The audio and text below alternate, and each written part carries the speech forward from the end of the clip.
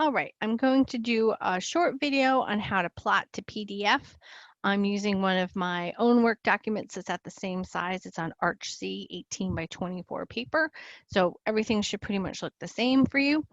You can type in the command in the command line for plot, but you can also go up to the big red button on the far left and pick print, and then, whoop, yeah.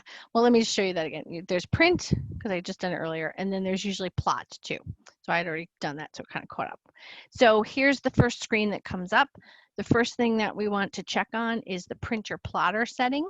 So we're going to pick Adobe PDF, and now we need to make sure it's printing it for us in black and white, because its default is color. So we're going to pick Properties.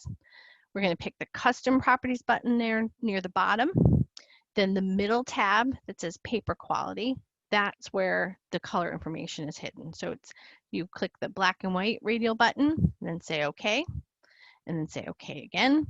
Now you can say OK at this point, and it'll temporarily save these settings for you. So if you needed to go back and reprint during your work session, I'll show you near the end, there's a way it temporarily saves it. However, if you close this project down, open it back up, it's not going to remember it till the next day or in between projects. But if you want to save these settings, you click on the next button on the bottom, Save Changes to the following file. I left click into the name of it. Then using the right arrow, I'm going to go all the way to the end of the file. Then I'm going to using the left arrow, go in about 4 spaces. So I'm right before that .pc3. You never want to change the extension name of a file, that dot and whatever the rest of the file is, because it's telling your computer what kind of file it is. In this case, you're creating a plotting template, so you need that .pc3. So to change the rest of the name, though, I just added a space after Adobe PDF, and I'll call this ArchC black and white. I'm not going to say OK. No, well, here, I'll show you. We'll do OK. There it is there. You can see on mine, I have a lot of different ones saved. So I have things on PDFs, letter size, tabloid size, the different sizes that we've been using for this project to print things out for basically different people's needs. So hit escape. So yours should be Adobe PDF, ArchC, whatever you named it, or it can just be this first Adobe PDF, but make sure you've set it for black and white. You want to make sure your paper size is ArchC. That's all set. We all changed that when we did the project properties and made that our default, so it should be at ArchC. Don't click this, just watch this part now, but if you wanted to see what layout does, you hit preview. CAD does its best to try to center it, but you can see that the margins here are a lot tighter than the margins up here at the top and on the right. So that might give me problems when I go to print it. Like say if I send this to Staples, their printer's margins may cut some of this off. So I want to make sure this is centered on the whole sheet of 18 by 24. So I'm going to hit escape. So instead I want to pick the window option. So I go here to window, and then you're going to have this crosshairs. So sorry. So you're going to then left click to the top left and then right click down, and I'm holding the left side of my mouse down the whole time. So then I'm going to left click there, and then it'll jump me back into the printing window. So I want to make sure I'm on center the plot. Then I'm going to preview. And there, everything looks pretty good. At this stage, if stuff is missing, you can hit escape and go back and fix things. But for now, everything's looking pretty good. So I'm going to hit escape, and I'm going to say OK to print.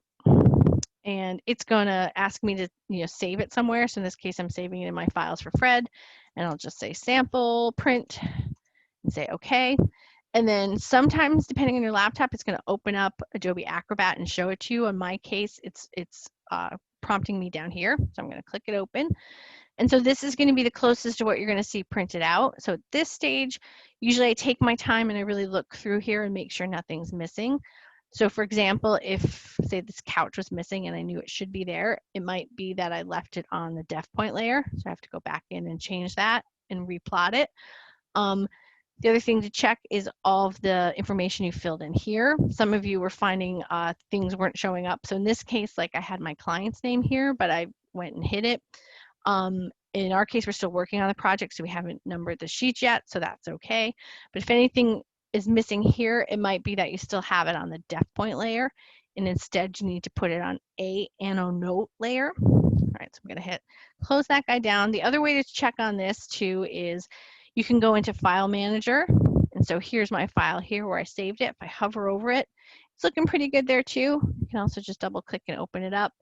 So sometimes literally opening and closing your PDF will fix any kind of weird things that are happening on your end. We had a little bit of that in class. All right, so I'm going to go back to here.